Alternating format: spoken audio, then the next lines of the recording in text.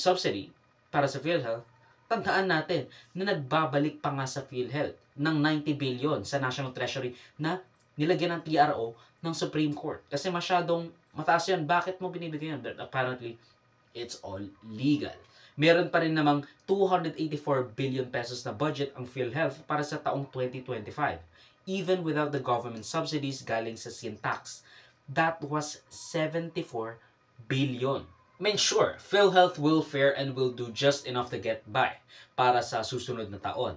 For the short term, this is great kasi again, nabukasan ka ng 100 billion na intindihin. Pero we are nearing a population decline. Nasa replacement rate na nga ang Pilipinas of around 2.4 children per woman. Tapos sa urban areas, it's less than the replacement rate of 2.1 para mapalitan yung henerasyon na yon. Hindi bumaba ang populasyon. So maybe a population collapse is on the horizon in my lifetime. Doon magagamit ang mga sobrang funds ng PhilHealth.